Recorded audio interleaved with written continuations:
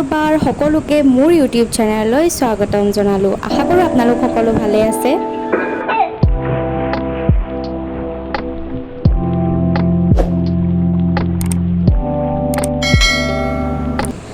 আৰু আজি হৈছে 30 আগষ্ট আৰু 30 আগষ্টৰ দিনাখন মালিগাঁৱত থকা উৰণীয়া সেতুখন ইনগ্ৰেশ্যন কৰিছিলে সন্ধিয়া 5টামান বজাত। আৰু মই ভাবি আছিলোঁ যে আমি যাম যদিহে মানে একো প্ৰব্লেম নহয়, কাৰণ মোৰ হাজবেণ্ডো অফিচত আছে আৰু ময়ো বৰ্তমান অফিচৰ পৰাই ব্লগটো আৰম্ভ কৰিছোঁ। চ' যাম বুলি ভাবি আছিলোঁ, কিন্তু চাওঁ বাৰু কিমানখিনি মানে যাব পাৰোঁ নোৱাৰোঁ। আপোনালোকক দেখাম যিহেতু ব্লগটো আৰম্ভ কৰিছোঁৱে। চ' সম্পূৰ্ণ ভিডিঅ'টো চাই থাকক তেতিয়াহ'লে। এয়া আমি অফিচৰ পৰা ওলাই এয়া আমি গৈ আছোঁ। সন্ধিয়া হৈছে আৰু যিহেতু মানে আজিকালি সোনকালে ৰাতি হৈ যায় আৰু এয়া চাওক, এই ক্লিপটো আচলতে ৰাতিপুৱাৰ মানে হয় আৰু সঁচাকৈ ইমান বছৰে যিখন ব্ৰিজ হ'ব বুলি সকলোৱে ৱেইট কৰি আছিলে, আজি সেই ব্ৰিজখন ইনগ্ৰেশ্যন কৰিব। আৰু ইমান ধুনীয়া তলৰ ফালে পিলাৰবিলাকত ইমান ধুনীয়া যে ছবিবোৰ অংকন কৰিছে, সঁচাকৈ বহুত ধুনীয়া অসমীয়া সংস্কৃতিৰ কাৰণে। আৰু আপোনালোক সকলোকে মানে অনুৰোধ কৰিছোঁ যাতে এনেকুৱাকৈ ধুনীয়াকৈ ৰাখে এই ব্ৰিজখনো, কাৰণ আমি সকলোৱে যদি লগ লাগি ভালদৰে ৰাখোঁ জেগাবোৰ, পিক বা যিকোনো জাবৰ জোঁথৰ নেপেলাওঁ, তেতিয়া সঁচাই গুৱাহাটীখন বহুত চাফ চিকুণ হ'ব।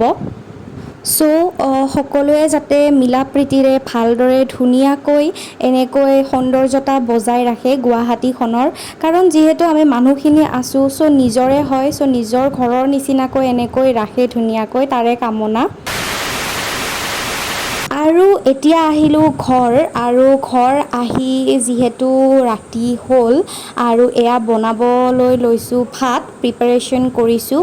এয়া মই এটা বাতিকে বিলাহী, 2টা পিঁয়াজ আৰু নহৰু আদা এনেকৈ পিচি লৈছোঁ, মানে ৰুকি লৈছোঁ ৰুকনিখনতে। আৰু এইফালে কুকাৰত দিছিলোঁ কণী 2টা আৰু আলু 2টা।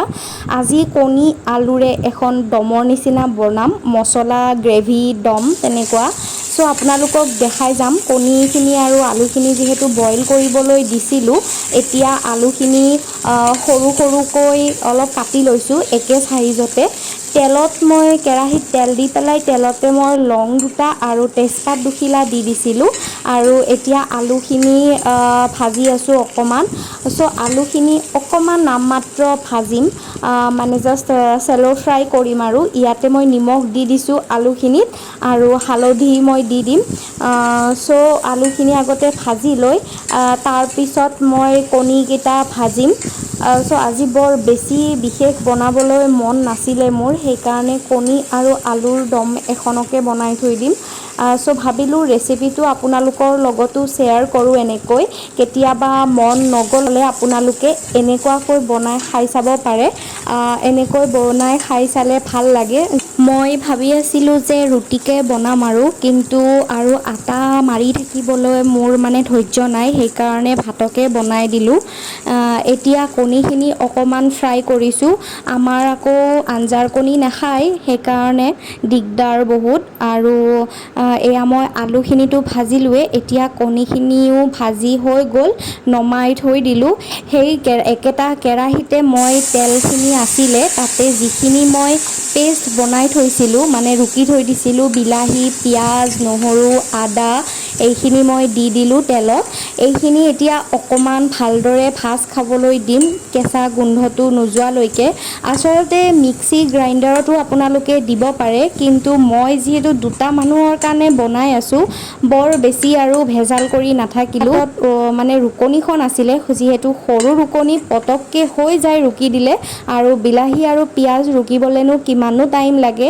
চ' সেইকাৰণে মই ৰুকনিখনতে লৈ ল'লোঁ। আপোনালোকে ইচ্ছা ইচ্ছা কৰিলে মিক্সি গ্ৰাইণ্ডাৰো ইউজ কৰিব পাৰে। আৰু মই এতিয়া ইয়াত একো দিয়া নাই, চ' এতিয়া দিলোঁ নিমখ আৰু তাৰ পাছত দিম মই হালধিৰ গুড়ি আৰু অকণমান দিম মই কাশ্মীৰী ৰেড চিলি পাউডাৰ। চ' আপোনালোকে যি মছলা ইচ্ছা কৰে সেই হিচাপতে আপোনালোকে আপোনালোকৰ সোৱাদ বা টেষ্ট অনুসৰি আপোনালোকে মছলা ব্যৱহাৰ কৰিব পাৰে। মই বৰ বেছি মছলা ইউজ নকৰোঁ, চ' মই যিখিনি ইউজ কৰিছোঁ আপোনালোকক দেখালোঁ, আপোনালোকে নিজৰ হিচাপতে ইউজ কৰিব। আৰু এই দমখন আচলতে ৰুটিৰ লগত খাই সঁচাকৈ বেছি ভাল লাগে, কিন্তু মোৰ আৰু আটা মঠিবৰ কাৰণে সময় নাই দিয়কচোন, মানে ইচ্ছা নাই।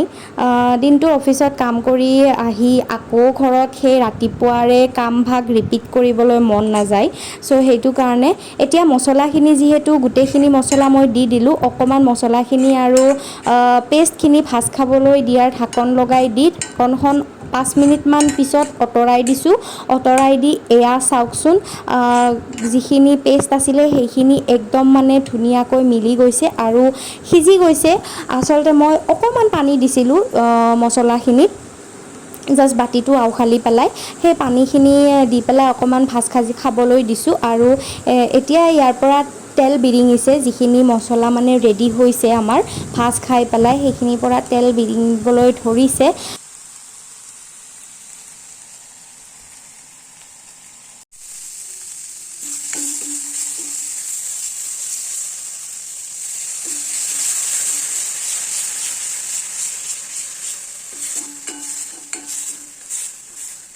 চ' মছলাখিনি ভালদৰে ভাজ খাই গৈছে আমাৰ। আৰু এতিয়া মই পানী দি দিছিলোঁ, অকণমান পানী দি পেলাই যিহেতু মানে মই গ্ৰেভি কৰিম অকণমানকৈ পানী দি দিছোঁ। আপোনালোকক যিমান অনুসৰি জোখৰ পানী লাগে সেইখিনি দি দিব।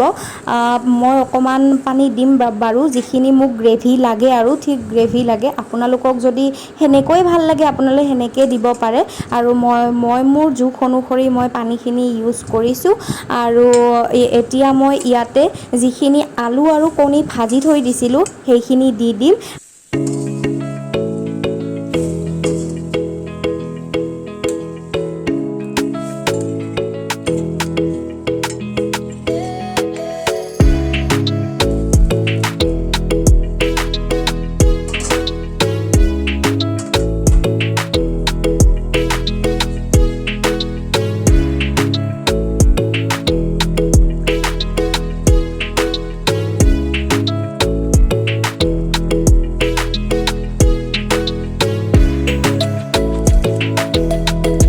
আৰু যিহেতু গ্ৰেভিখনৰ ধুনীয়াকৈ এটা উতল আহিছে, আপোনালোকে দেখিছে মই মাজতে চেনি দি দিছোঁ অকণমান টেষ্টটো ইনহেঞ্চ হ'বৰ কাৰণে। আৰু লাষ্টত হ'বৰ টাইমত মই অকণমান মিট মছলা ব্যৱহাৰ কৰিছোঁ। চ' মিট মছলা দিলে সোৱাদটো অকণমান ধুনীয়া হৈ যায়, সেইটো কাৰণে। আৰু আঞ্জাখনৰ মানে গ্ৰেভিখনৰ টেষ্টটো এটা ধুনীয়া টেষ্ট আহে।